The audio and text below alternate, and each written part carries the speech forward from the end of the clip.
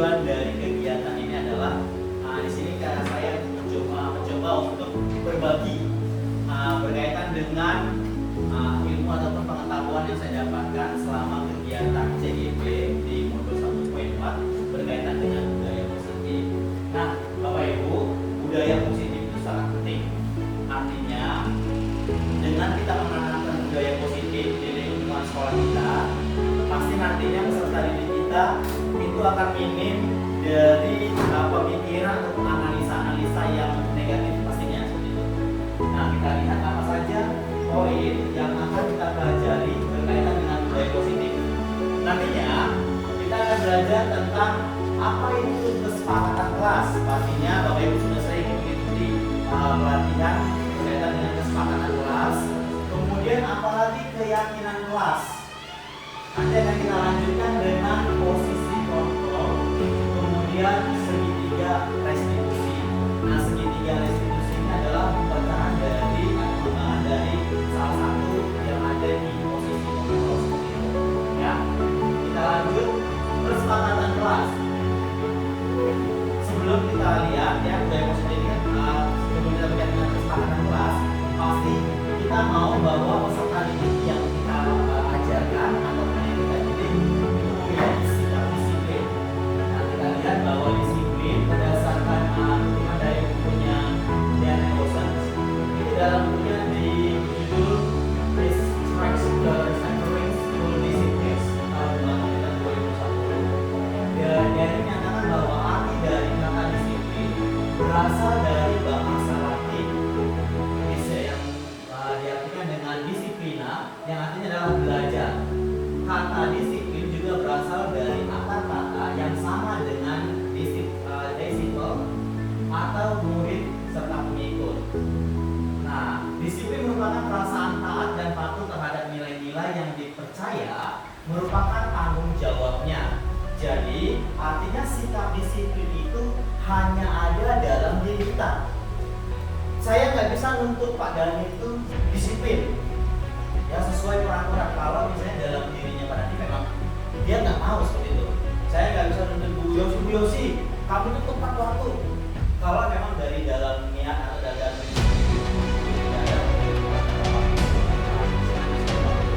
nah, jadi disiplin itu yang berasal dari artinya tugas kita sebagai bagaimana agar peserta didik yang kita didik memiliki sikap disiplin, ya, menanamkan sikap disiplin. Artinya dia berlama-lama sesuai dalam pandangan disiplin dengan kita hanya sebagai pengarang saja.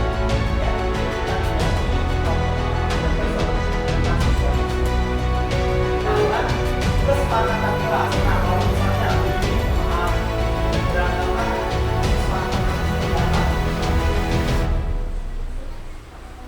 ya, kesepakatan itu ada nggak kesepakatan kelas di kelas ini? Ada. Salah satu poinnya apa?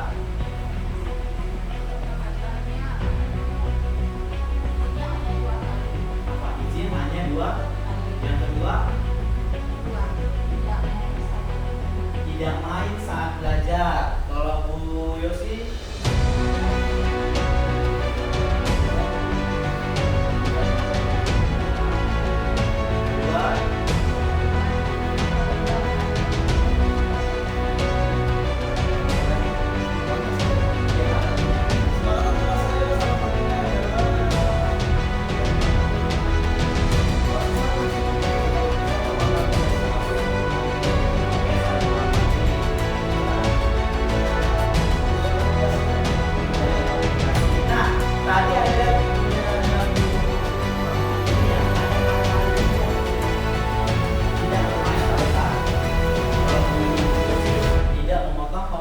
pembicaraan. Nah, kesepakatan kelas itu sebenarnya adalah peraturan yang kita inginkan dan juga siswa lain harapkan agar diterapkan di sekolah atau di kelas kita. Nah, hanya saja pada saat penyusunan kesepakatan kelas itu kita menghindari kalimat negatif.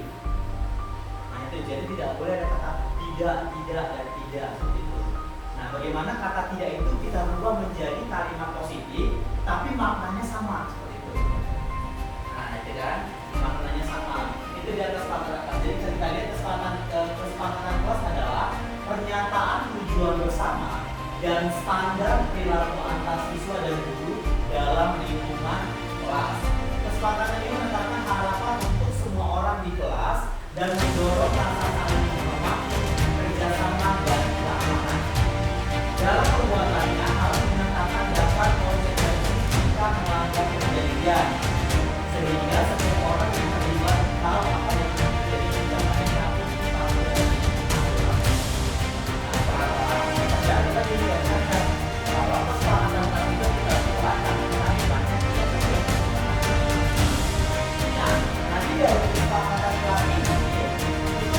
dilakukan Pak sebuah keyakinan keras. Keyakinan keras itu seperti kata yang memotivasi yang bisa kita yakini adalah jujur. Biasanya kira-kira dari kata jujur, apa peraturan yang bisa kita jadikan sebagai peraturan?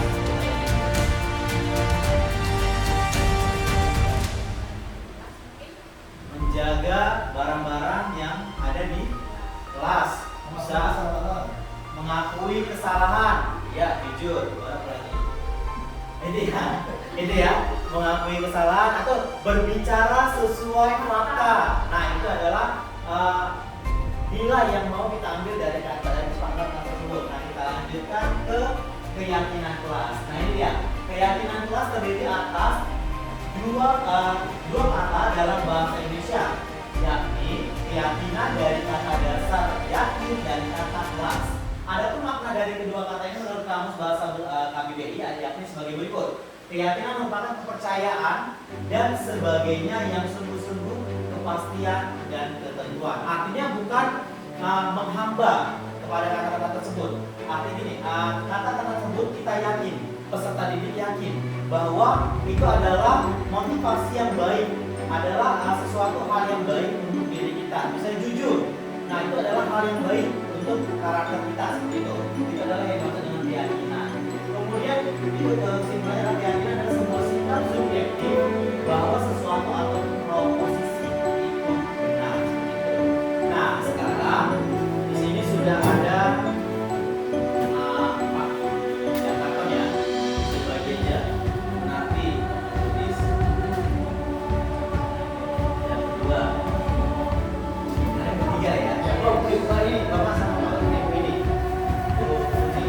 Yang kedua.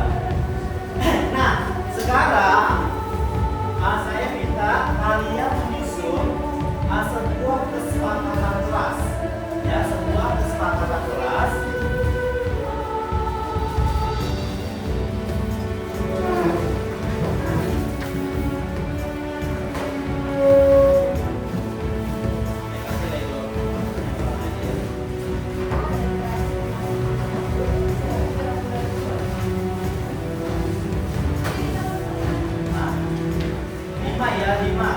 Satu tim 5 kesepakatan kelas ya.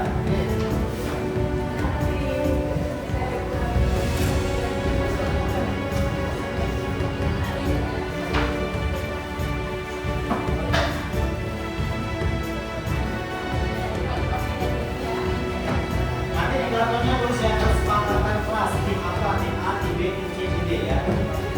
A, B, C, D ya. Kelas A, kelas B, kelas C, kelas D.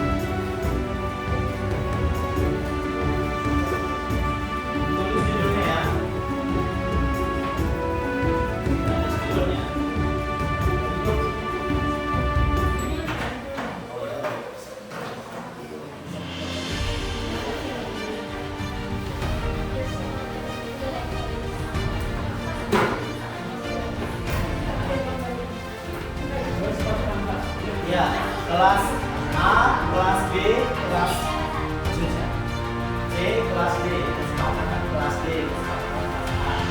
kesepakatan kelas A, kesepakatan kelas D.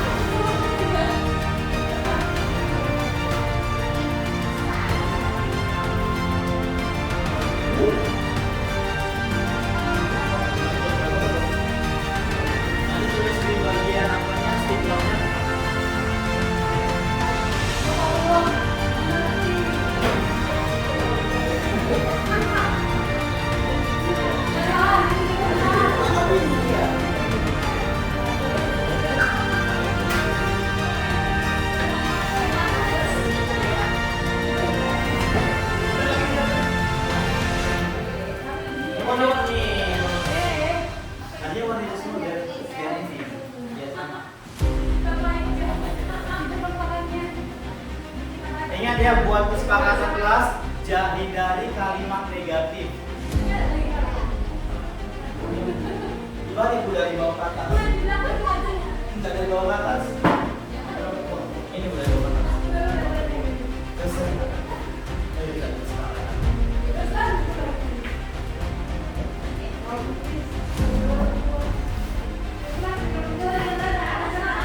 Nah, Pak, kalau salah satunya sudah, nanti silakan kita efek dari bawah.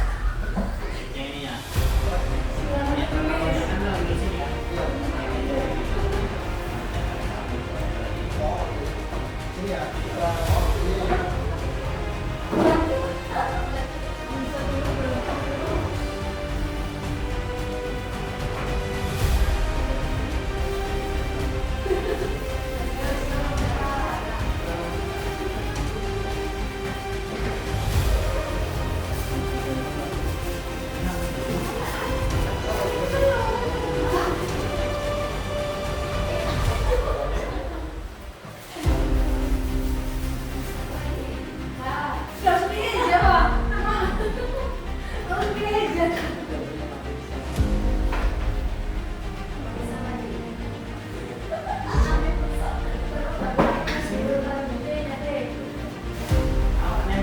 Apa ya?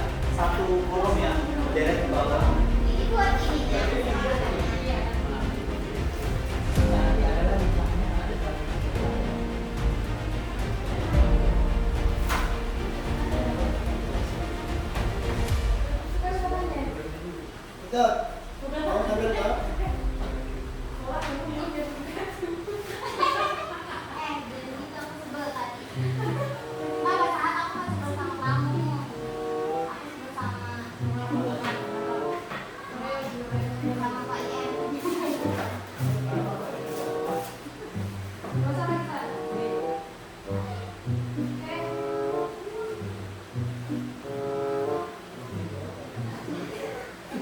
Ini Pak.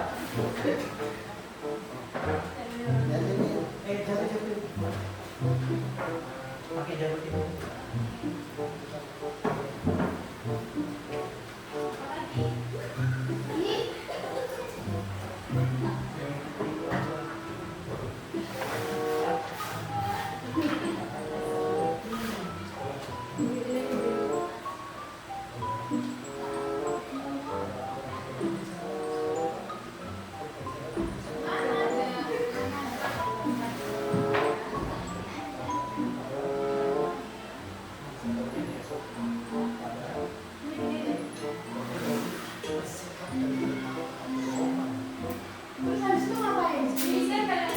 Selesai boleh pulang, Bis. Pulang, oke. Betulan ya.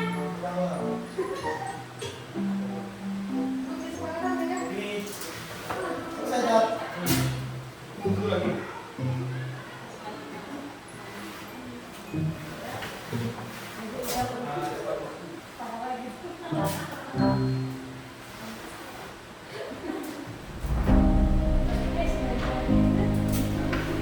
Nanti bisa coba kita.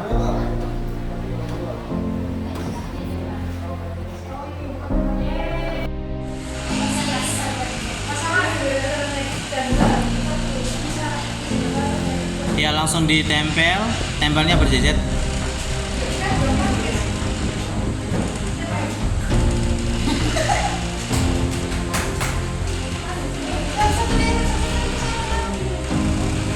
Oke.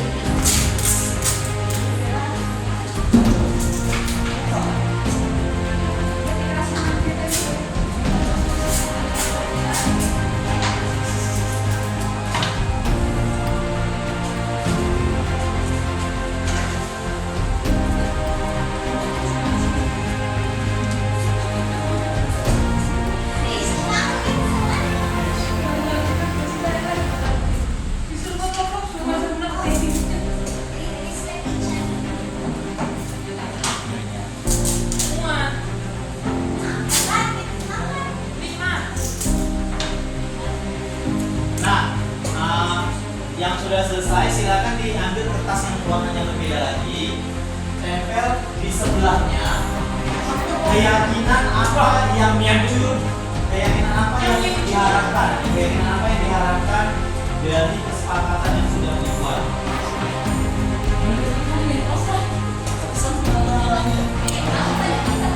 Kalau sama nggak apa-apa. Oke, kesepakatan ini sama keyakinan yang muncul.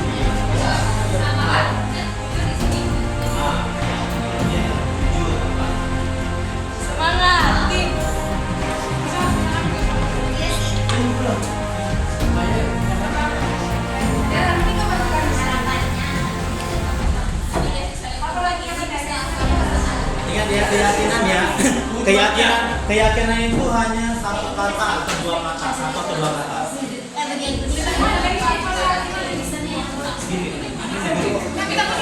Uangnya.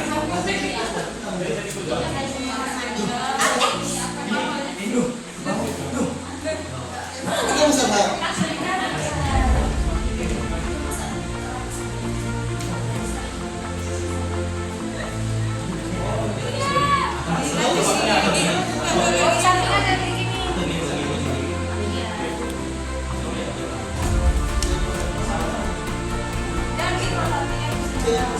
Masih ada yang lain biar Masih ada sampingnya sih harus ada. Kayak gitu loh. Yang sampingnya. Oh, saya mau bagi apa? Bagi di bawahnya.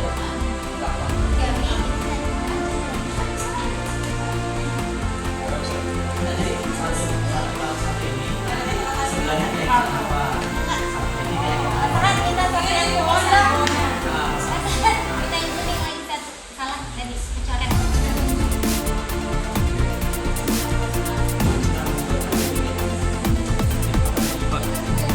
Buatnya ya? Buatnya. Keyakinannya. Jadi kayak satu kata apa yang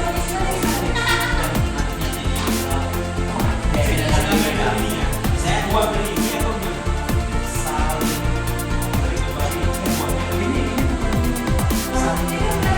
kalau kesepakatan saat itu apa ya? Kayak kalimat dianya.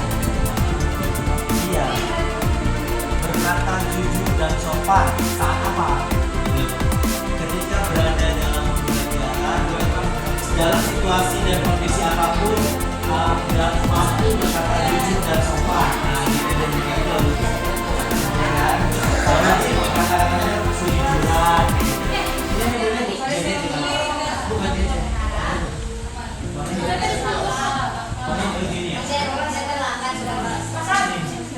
Enggak, tunggu tak. Kenapa pantas ya? Kenapa? Iya, uangnya ada hasil lagi kan? Iya, diganti ya. Nanti dia diganti saling apa sih? Kayak apa sih? Berbagi ya. Murah hati. Iya, dijelaskan. Berarti kita datang ke kelas berarti disiplin. Disiplin ya, gitu. Berarti ada Arti dari berkata jujur, berarti arti dari senang berkata jujur dan sopan saat dilakukan. Ini kan kesepakatan senang. Iya. Kalau situ juga bisa.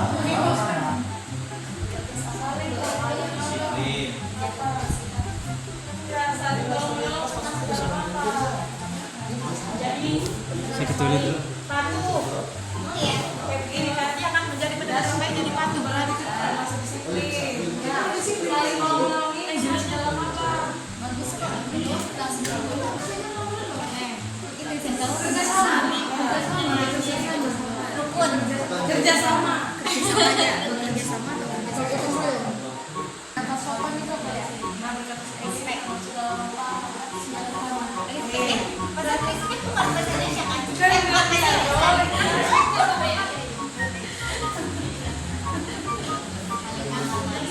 menghormati, saling menghormati.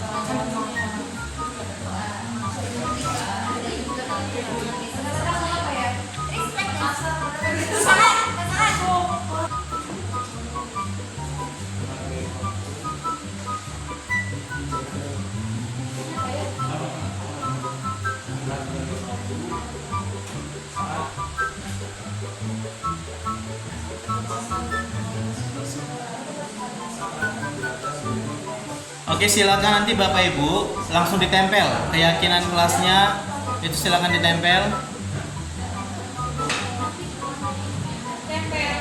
Ya, ditempel di dinding di belakang ya.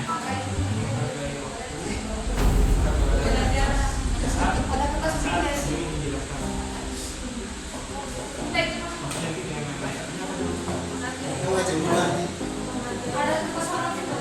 Apa itu?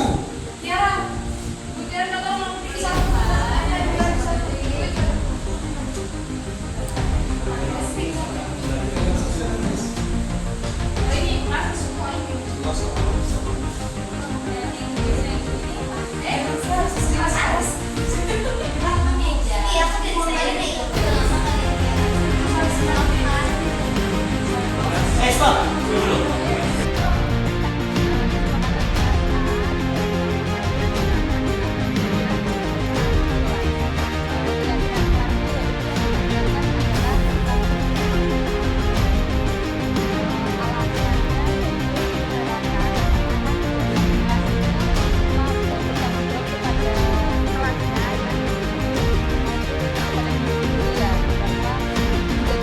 Kelas itu penting, betul ya? Yang kedua adalah bersikap dan berkata sopan. Jadi keyakinan kelasnya yaitu komunikasi, berkomunikasi. Diharapkan anak-anak itu mampu untuk adabnya ya, itu sopan dan bersikap sopan kepada guru maupun teman.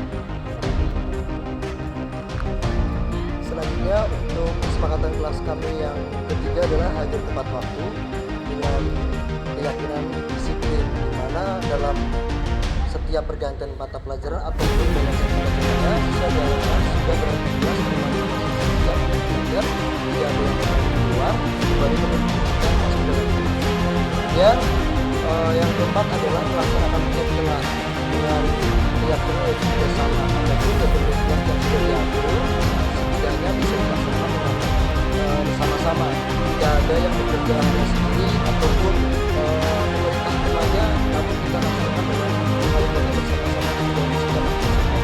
Selanjutnya yang kelima adalah berani mengakui kesalahan.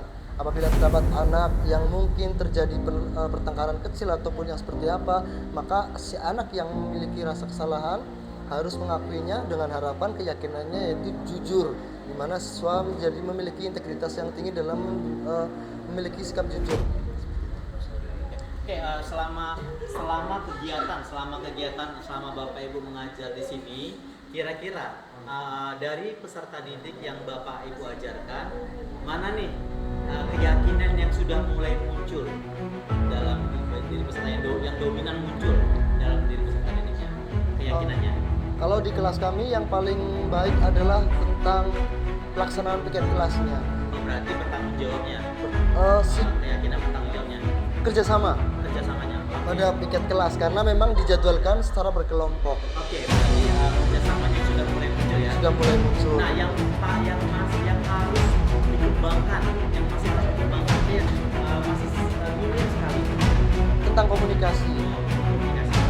Iya, karena adanya candaan-candaan anak yang mungkin mengarah pada bullying hanya sebatas candaan, tapi ada beberapa anak yang bisa dikasih sehingga sopan santun atau komunikasi yang baik masih perlu kita perbaiki.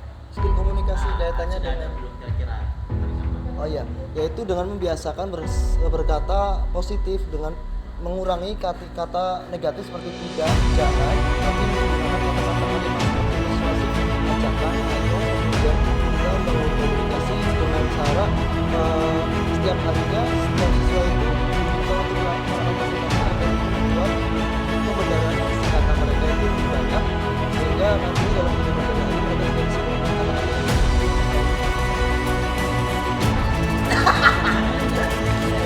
Ya, terima kasih. Nah, kira-kira apa nih untuk kelompok B yang menjadi anak-anak yang Oke, di sini ada terdiri dari beberapa kesepakatan yang kami tulis. Yang pertama yaitu tentang datang tepat waktu. Yang kedua, tertib saat belajar. Yang ketiga, menjadi pendengar yang baik. Yang keempat, saling menyayangi. Dan yang kelima, saling menghormati satu sama lain. Nah, saya sendiri akan menjelaskan nomor 1, 2, dan 3 dan sebentar lagi akan dijelaskan oleh teman saya. Yang pertama yaitu datang tepat waktu.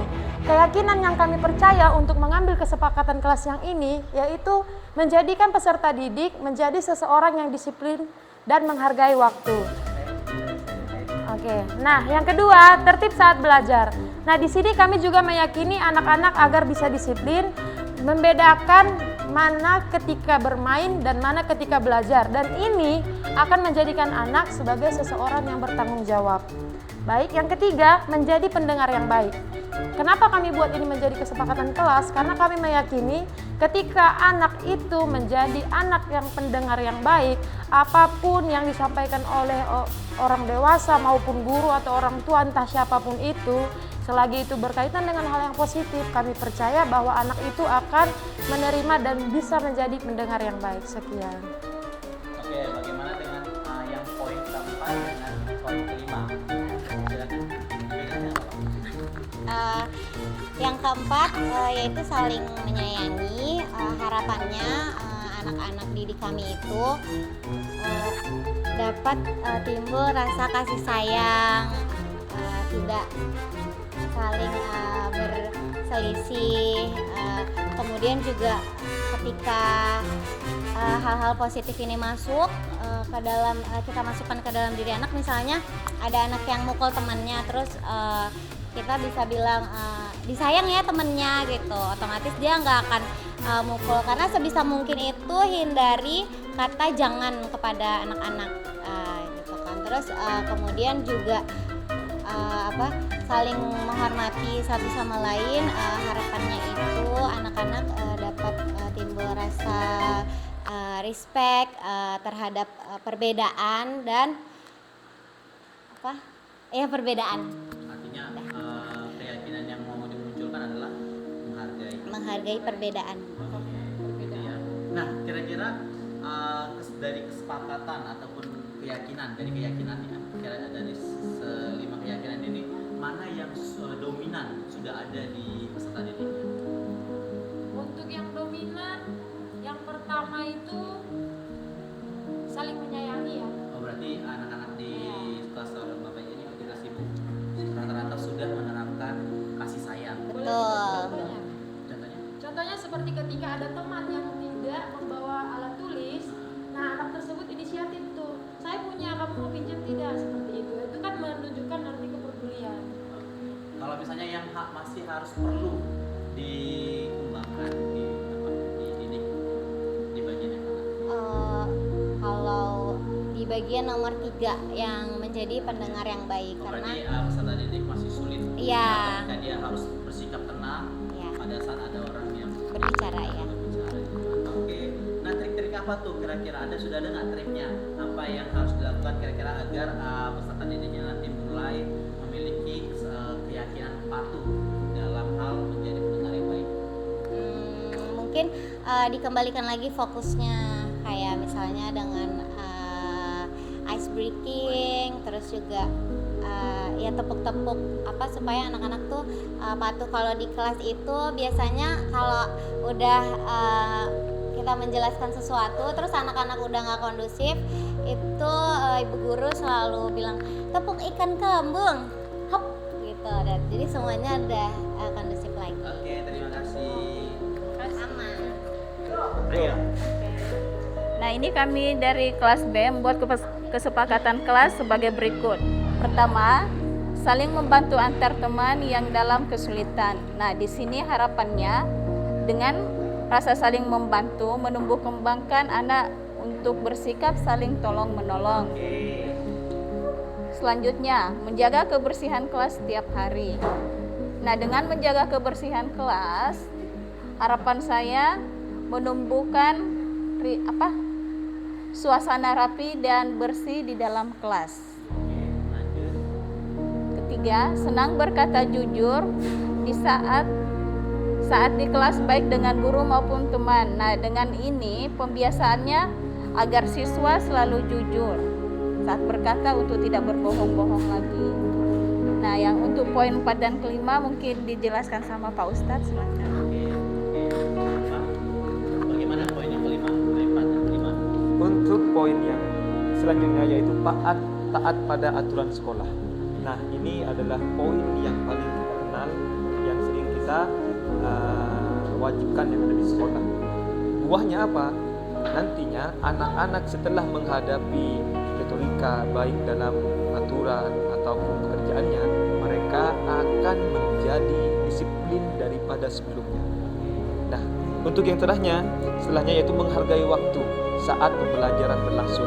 Maka maksudnya di sini ketika anak-anak concern pada guru saat berada dalam kelas, maka ilmu yang diterangkan oleh gurunya akan lebih cepat ditangkap oleh siswanya ini. Kenapa? Karena mereka disiplin, duduk rapi saat pembelajaran berlangsung dalam kelas. Oke, mungkin cukup sekian ya. Saya sudah tahu. Ya, jadi nanti akan saya lanjutkan kelompok yang lainnya, Pak. Ya? Selanjutnya. Oke, Terima kasih juga, welcome.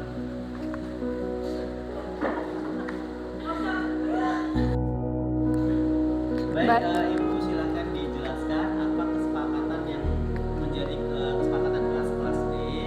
Kemudian dari kesepakatannya kira-kira apa keyakinan yang ingin dimunculkan?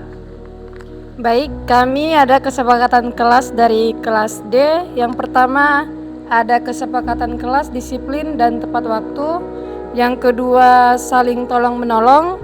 Yang ketiga, berkata sopan. Yang keempat, mengakui kesalahan. Dan yang kelima yaitu menjaga kebersihan kelas. Dan dari semua kesepakatan yang kami buat, ada beberapa keyakinan kelas D dari kesepakatan tersebut. Yang pertama tadi itu disiplin dan tepat waktu, keyakinannya yaitu masuk kelas. Saling tolong menolong, keyakinannya kerjasama. Berkata sopan, keyakinannya untuk menyapa, gitu ya. Mengakui kesalahan yaitu dengan keyakinan jujur. Dan menjaga kebersihan kelas, ada piket kelas. Mungkin alasannya bisa Bu Narti jelaskan, nanti saya bantu. Nanti silakan dijelaskan memilih kesepakatan. Dari disiplin dan tepat waktu, kami ngambil keyakinannya itu ketika masuk kelas, karena ketika bel sudah bunyi masih ada beberapa anak yang suka masih main di luar gitu. Jadi kami mengajarkan mereka untuk disiplin agar supaya mereka tepat waktu untuk masuk ke dalam kelas, biar supaya mereka tidak ketinggalan dari materi yang ada gitu. Kemudian yang kedua, saling tolong menolong, mau itu sesama teman maupun dengan guru. Mereka harus bisa bekerja sama, karena tanpa mereka bekerja sama mereka tidak akan bisa tolong menolong satu dengan yang lain, seperti itu. Kemudian berkata yang sopan ketika mereka menyapa temannya ataupun bapak ibu guru atau siapapun gitu. Berkata sopan selalu, mau di dalam kelas maupun di luar kelas. Dan yang keempat, mengakui kesalahan ya. Di sini kami memberikan keyakinan buat mereka agar supaya mereka jujur untuk mengakui kesalahan mereka. Apapun itu bentuk kesalahan mereka, kami meyakinkan mereka agar supaya mereka berani untuk jujur gitu. Yang kelima, yang terakhir, menjaga kebersihan kelas. Nah, di sini kami ambil keyakinan ketika piket kelas, karena ada beberapa anak yang sengaja untuk tidak melakukan piketnya ketika dia di jam jadwal dia piket kelas gitu. Kadang sengaja tidak melakukan piket seperti itu. kira-kira dari kesepakatan ini mana yang sudah mulai menonjol untuk siswa-siswi?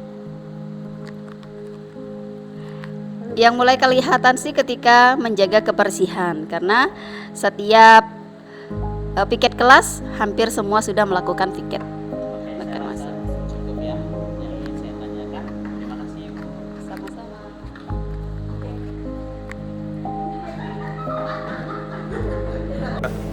Oke, baiklah Bapak Ibu, terima kasih saya ucapkan karena sudah berpartisipasi dalam tugas kelompok untuk membuat kesepakatan dan keyakinan kelas.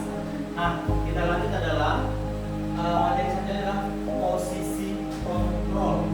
Ya, posisi kontrol. Ada 5 posisi kontrol.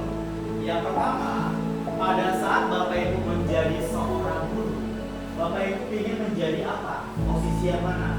Ada yang pertama disebut posisi penghukum. Nah, posisi penghukum itu kita bisa lihat seperti apa kegiatan guru yang masuk dalam kategori posisi penghukum. Yang pertama, guru yang menghardik. Menghardik itu bahasa ini ya, ya.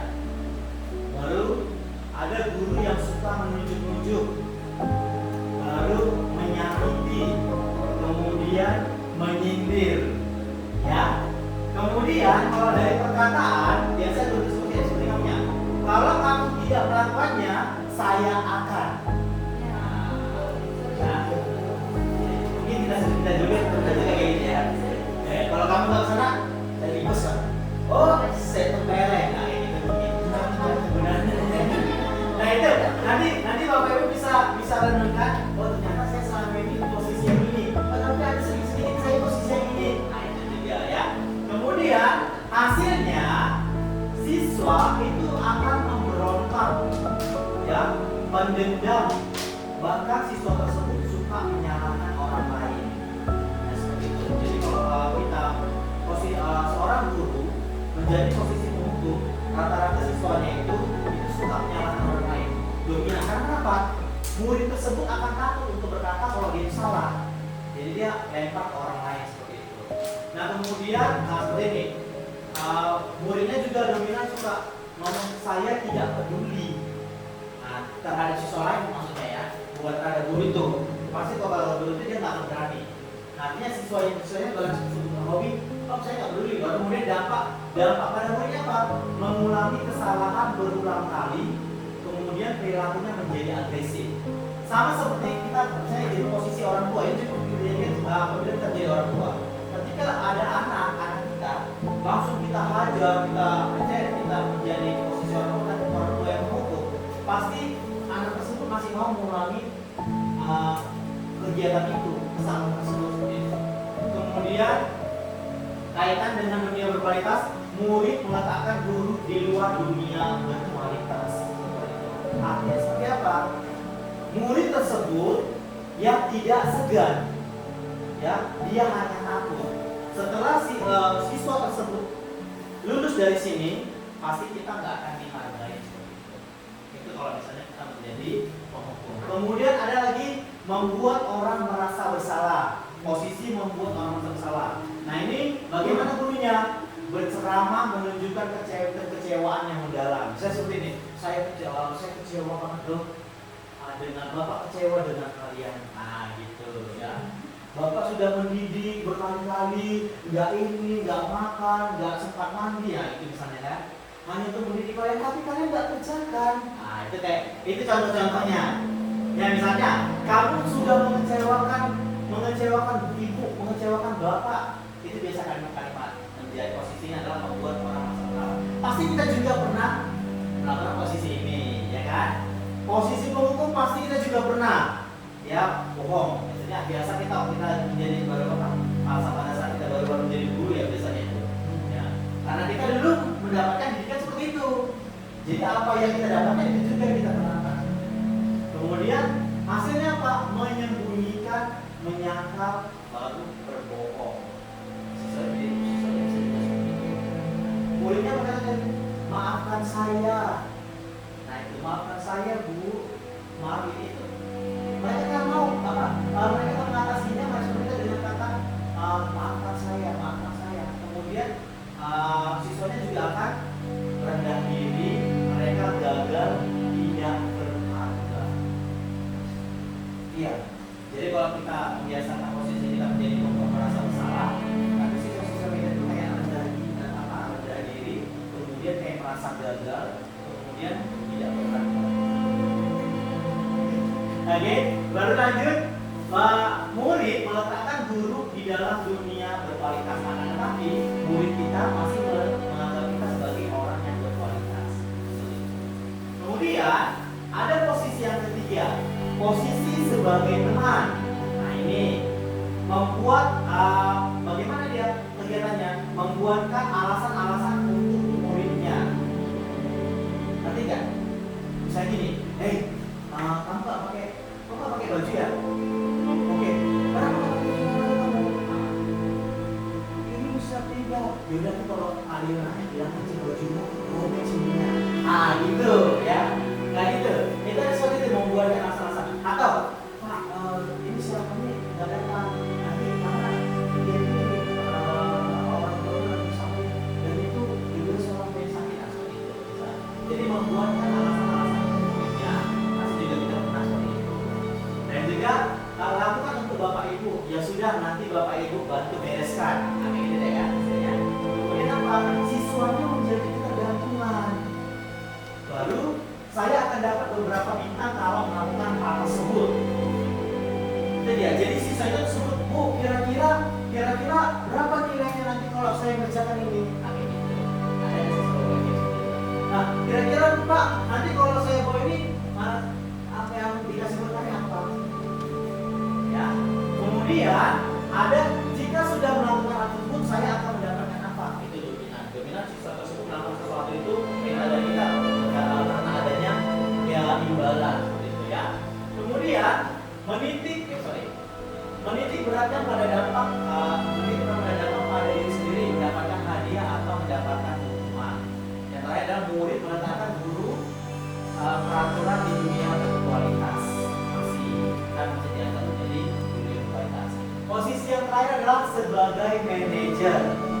Ya, ini biasanya mengajukan pertanyaan-pertanyaan. Berarti kalau bagaimana? Artinya ketika siswa itu bermasalah, ketika kita mendapatkan siswa yang bermasalah, kita menghadap siswanya menjadi apa ya? Dengan beberapa pertanyaan-pertanyaan. Nanti kita tidak langsung melakukan tindakan, mengambil keputusan, tapi kita tanya itu apa nih?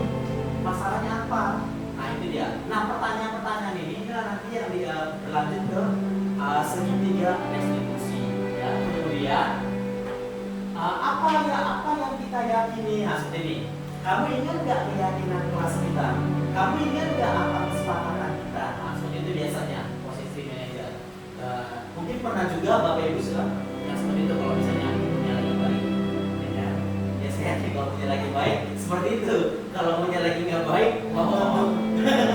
Jadi ngomong. Oke ya. Dan manajer ada mandor.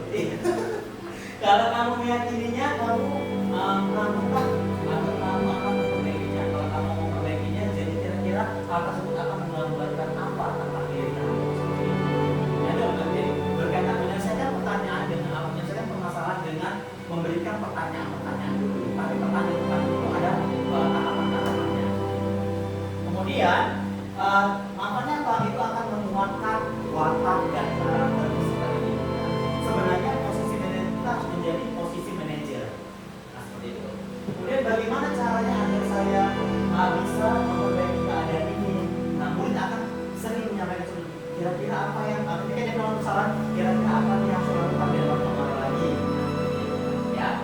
Kemudian mengevaluasi diri, bagaimana menjadikan diri menjadi lebih baik. Nah, siswa tersebut akan dengan seperti itu dia bisa mengevaluasi dirinya sendiri tanpa kita minta.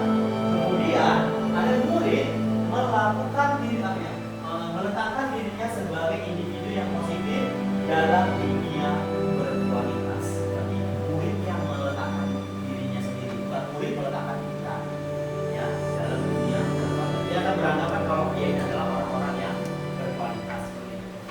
Nah, ini adalah segitiga restitusi. Ini tadi adalah tahapan-tahapan ingin menjadi memposisikan diri kita menjadi seorang manajer tadi. Nah, segitiga restitusi adalah suatu yang dijalankan guru atau orang tua, nah ini juga bagus. Ini sebagai orang tua juga ada manfaatnya juga materinya, agar dapat menghasilkan murid yang mandiri dan bertanggung jawab. Nah ini dia segi 3 restitusi. Ada yang pertama itu adalah validasi tindakan yang salah, kemudian menyatakan keyakinan, menstabilkan identitas. Yang pertama sekali adalah menstabilkan identitas. Jadi kita stabilkan dulu identitas mereka. Bisa gini, dia duluan bu, dia ngambilin saya. Nah, jadi kita bertanya, Wahyu yang melampiaskan emosi karena ada salah itu memang hal yang wajar. Nah, saya seperti itu. Akan tetapi ada caranya nih, ada cara yang lebih baik untuk kita lakukan. Kamu tahu nggak? Nah, jadi itu salah satu contohnya. Kemudian ada validasi tindakan salah. Di sini kita mencoba menggali kira-kira kesalahannya ada di mana. Kemudian yang terakhir adalah menanyakan keyakinannya. Nah, artinya membuat anak tersebut menyadari, mengkoreksi dirinya dengan keyakinan yang sudah dibuat. Seperti itu, keyakinan kelas yang sudah kita buat. Nah, Bapak Ibu, ya, ini dia contoh menstabilkan identitas. Baru ini validasi tindakan yang salah. Ya. Guru bergeser dari pemikiran stimulus respon menjadi proaktif. Nah, ini tanda-tandanya. Nanti akan saya bagi materi ini pada Bapak-Ibu yang terus kita baca sekarang. Baru menanyakan keyakinan. Kemudian akan diberi pertanyaan-pertanyaan utama untuk menunjukkan motivasi secara implisit. Artinya dia mau nggak meminta maaf, dia mau nggak memperbaiki benda tersebut yang sudah dirusak dia. Jadi dia segi 3 restitusi. Nah, kita akan kembali berdiskusi. Ini ada 4 kasus berbeda. Nah, ada pertanyaannya. Nanti silakan Bapak Ibu menyelesaikan pertanyaannya. Ini adalah pertanyaannya berdasarkan kasus tersebut. Ya, berdasarkan tersebut. Silakan. 1, 2. Kalau kan jawab lagi, dia ada jawab sampai mungkin ini. Oke. Terlambat. Oke, silakan didiskusikan. Ya, nanti jawaban dan hasilnya ditempel ya, ditempel sini. Cut. Ya, cut.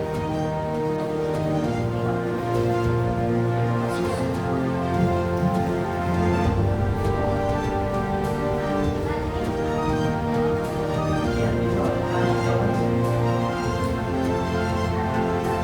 pertanyaannya ada ya di balik tahu pertanyaannya.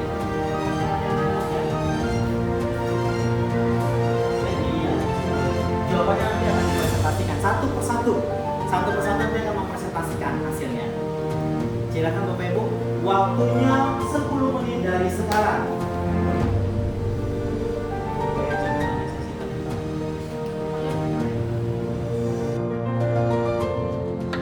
Langsung aja. Cek.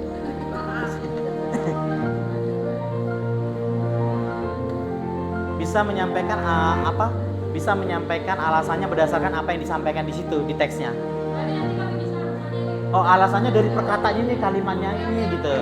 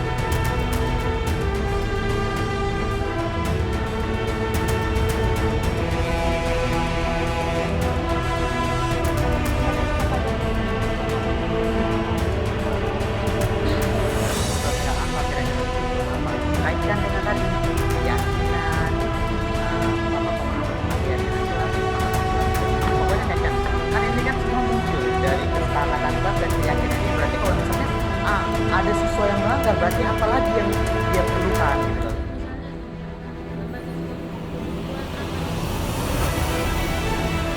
Iya, pendekatannya bagaimana? Iya, iya, boleh, bebas. Arahnya pada di sini, bebas untuk menyelesaikan kasus ini.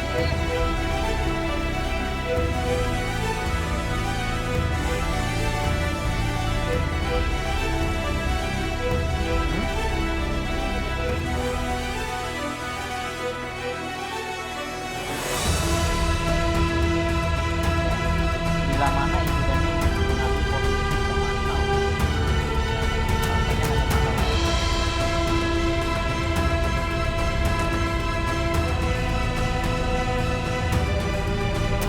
Nah, ini pemantau. Nah, itu kemana tadi? Pemantau ini kegiatan. Kalau ini apa yang akan dilakukan? Pertanyaan siapa yang akan diajukan? Nah, kalau dia menyelesaikan permasalahannya, tapi dia menjadi posisi pemantau, apa pertanyaannya? Apa peraturannya?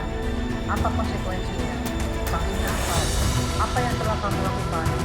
Itu pemantau. Pemantau itu pada saat pada umumnya orang-orang yang pemantau adalah orang-orang yang kayak takut dengan peraturan. Nah, jadi kalau misalnya di peraturan itu sudah ada tidak bawa sepatu, ya tidak menggunakan sepatu hitam, tangkap. Ada di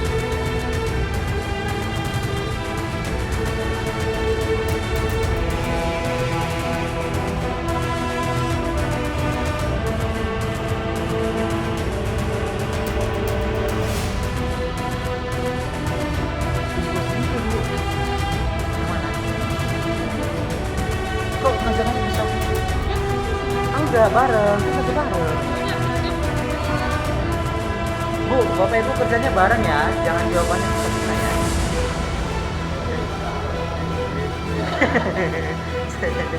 Selesaikan dulu berarti. Ingat ya, kalau ada keberlanjutan di rumah tangga kayak saya nggak tanggung jawab.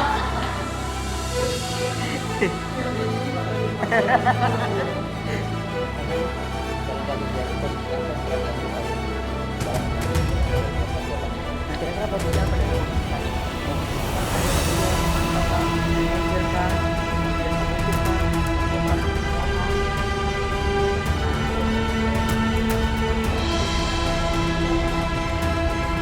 dari mana ya?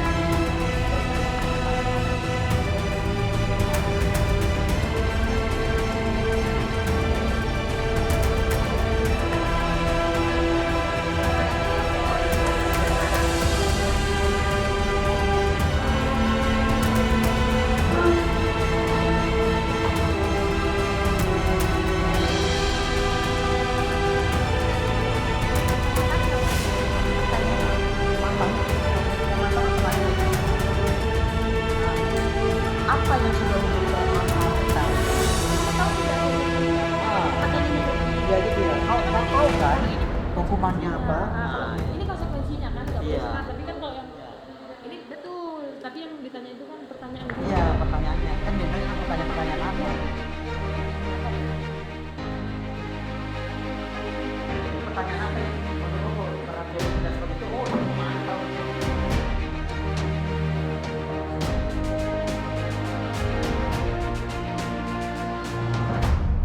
Boleh di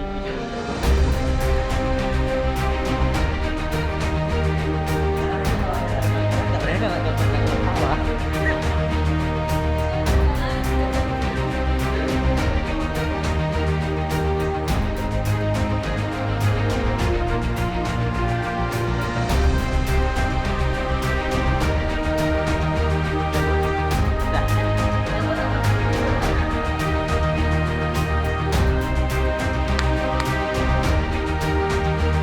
Apabila Anda anak-anak, apabila Anda adalah kepala sekolah, manajer, di sekolah pelajar dan mengetahui bagaimana. Kalau kamu kepala sekolah nih, kira-kira bagaimana tindak lanjutnya terhadap kasus ini? Nah, gitu kan? Itu juga harus pertanyaan, bukan pernyataan. Bisa pernyataan. Pernyataan. Terserah. Pokoknya apa? Ini. Boleh, nggak apa-apa. Memberikan pelatihan itu pertama. Kemudian itu kan terhadap gurunya kan. Kemudian gini Bu. Memberikan tanggapan itu terhadap yang paling riskan dulu, berarti yang paling dekat terhadap kasus itu dulu. Setelah itu kan kita lanjutkan, itu bisa memberikan biar gurunya itu kata apa itu kita pelatihan.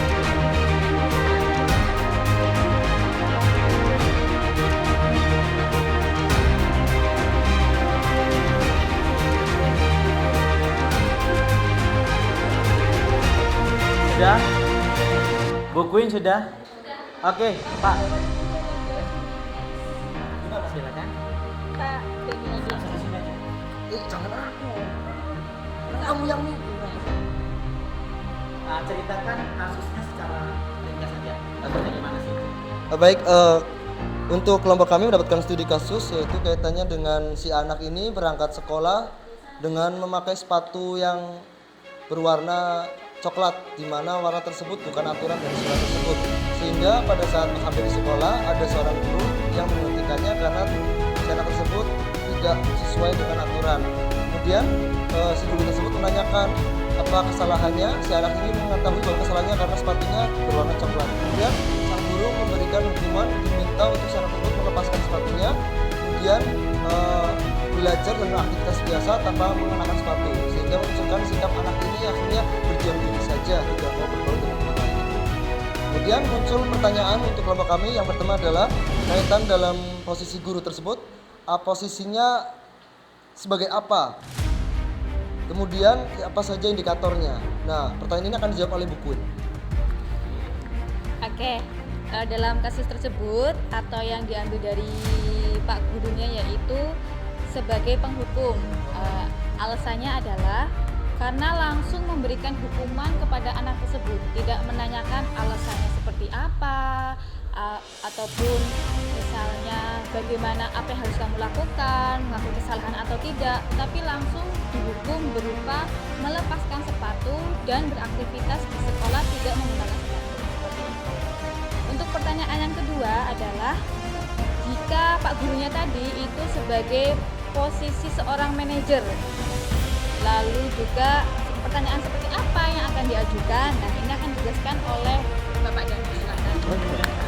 Baik, jika seorang guru tadi berposisi sebagai seorang manajer, tentunya beliau harus pertama kali menstabilkan emosinya, yakni dengan bertanya mengapa sampai kamu terburu-buru sehingga akhirnya sepatunya coklat begitu, menanyakan apa masalah latar belakangnya.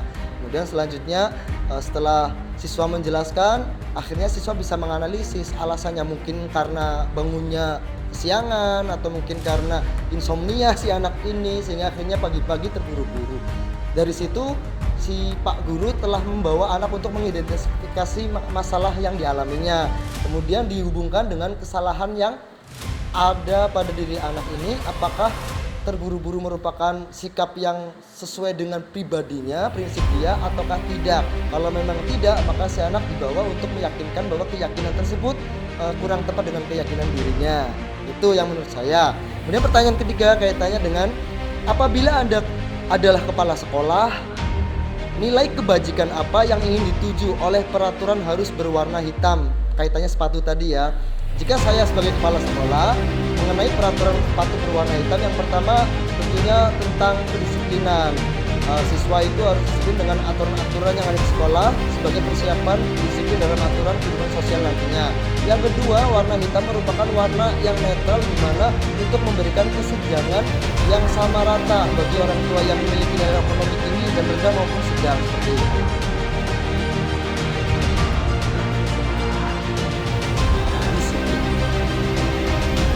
Terima kasih, itu dari kami. Silakan duduk, Pak. Terima kasih. Nah.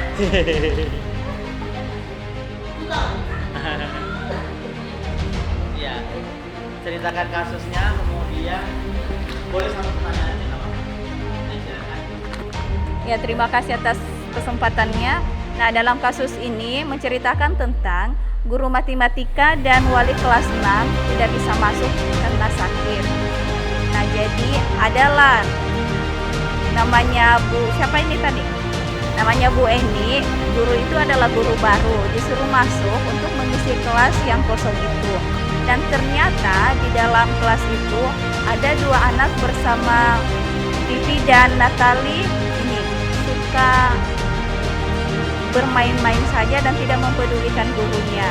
Nah, Bu Eni hanya sabar dan menanyakan kepada siswa itu, ayo mau dikerjakan apa tidak, karena nanti Bu Guru yang akan ditegur sama kepala sekolah.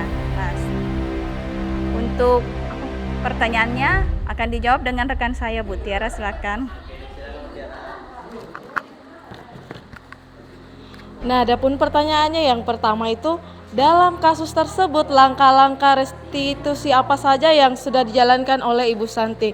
Nah, dari kasus pertama ini, langkah restitusi yang dilakukan Ibu Santi itu yang pertama, Ibu Santi memanggil Fitri dan Natali, di mana Fitri dan Natali ini adalah murid dari kelas 8. Nah, langkah yang kedua yaitu Ibu Santi kemudian menanyakan apakah mereka bersedia untuk memperbaiki kesalahan yang telah mereka lakukan, di mana mereka mengobrol saat sedang pembelajaran, saat mengerjakan tugas, mereka malah bermain asik sendiri. Nah, langkah yang ketiga yaitu Ibu Santi melanjutkan kembali. Contohnya di sini Ibu Santi memberikan apakah ada solusi untuk memperbaiki kesalahan yang telah kalian lakukan. Seperti itu. Terima kasih. Selanjutnya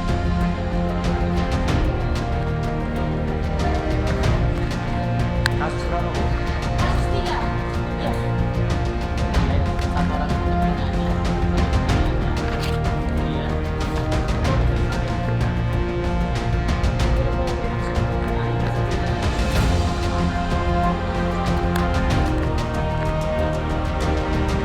Oke, untuk kasus 3 ini menceritakan ada seorang anak laki-laki yang bernama Fajar.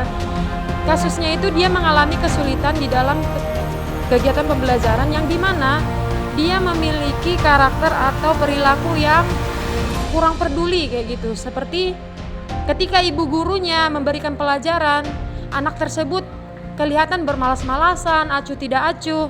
Nah, pada saat guru melihat itu, gurunya memberikan pertanyaan untuk melihat apakah anak tersebut memang betul konsentrasi atau tidak, karena ada sebagian anak yang kelihatan kurang konsentrasi padahal konsentrasi. Nah, ketika Ibu Dani memberikan pertanyaan kepada si anak tersebut hanya menjawab, "Tidak tahu, Bu," dengan gaya yang acuh tak acuh.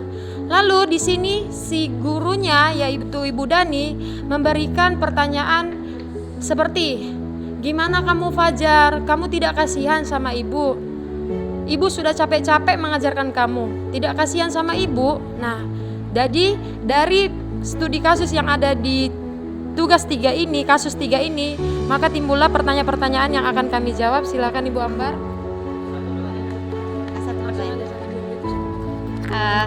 Pertanyaan pertama itu yaitu posisi kontrol apa yang diambil oleh Ibu Dani dalam pendekatannya kepada Fajar, yaitu membuat orang lain merasa bersalah. Bisa dilihat dari pernyataan ibu guru, yaitu, "Gimana kamu, Fajar? Kamu tidak kasihan sama ibu ya? Ibu sudah capek-capek mengajarkan kamu, tidak kasihan sama ibu," gitu. Kemudian membaca sikap Fajar, kira-kira kebutuhan yang diperlukan oleh Fajar itu yaitu kebutuhan psikologis dari guru seperti pendekatan, mencari tahu apa yang terjadi padanya, terus juga bisa juga mencari tahu kepada teman-teman dekatnya atau meminta bantuan kepada teman-teman dekat untuk mengajak Fajar dan memotivasi Fajar.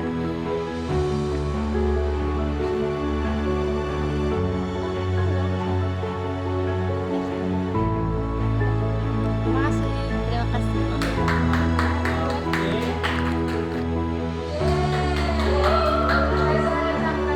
Dipersilakan. Satu pertanyaannya saja, Bu.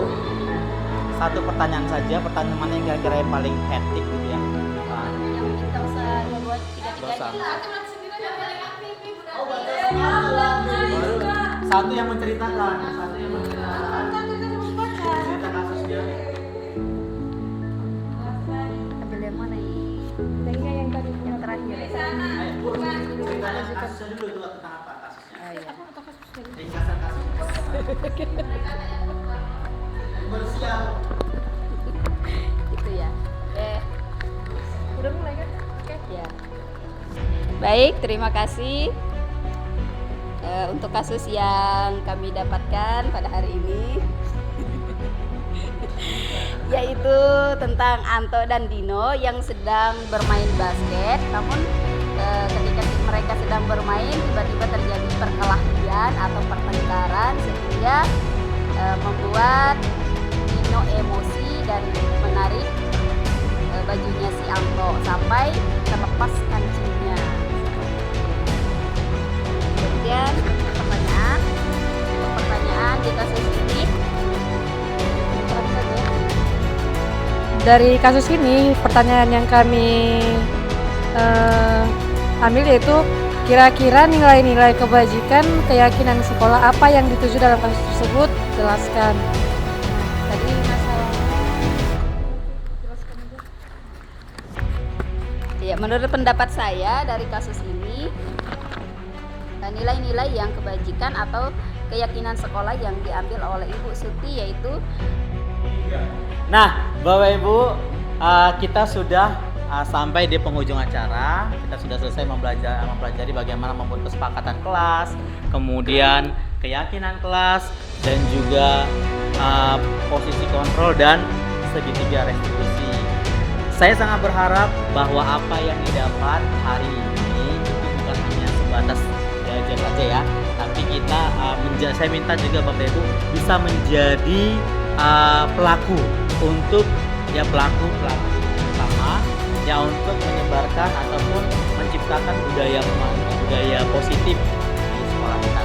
Jadi kalau bisa itu yang namanya membentak anak atau memukul anak atau membuli anak ya, itu bisa hilang dari kebiasaan di sekolah kita ya. Kalau bisa kita memposisikan diri kita sebagai seorang manajer di dalam lingkungan sekolah kita. Nah, kita coba refleksi kira-kira apa bagian yang menurut Bapak Ibu perlu kita pelajari lebih dalam lagi seperti itu. Siapa? Pak Dani. Yang perlu kita pelajari sebagai seorang guru tentunya paling penting tadi tentang restitusi segitiga restitusi, karena kaitannya ketika kita menghadapi anak yang bermasalah, kita perlu mengetahui dulu latar belakang masalah, kemudian meyakinkan kepada siswa bahwa kesalahan tersebut memang tidak sesuai dengan keyakinan dia sendiri atau prinsip yang memang dia pegang. Terima kasih. Nah, iya benar sekali. Jadi yang paling itu tadi menurut Pak Dani. Jadi saya juga sepakat bahwa segitiga restitusi itu perlu kita pelajari lagi biar kita lebih tahu pertanyaan-pertanyaan apa saja nanti ya, partisi apa saja ketika kita ingin menyelesaikan permasalahan terhadap anak itu seperti itu. Saya rasa cukup sekian. Terima kasih atas waktunya. Untuk snacknya besok ya. Oke, saya terima kasih dan selamat siang.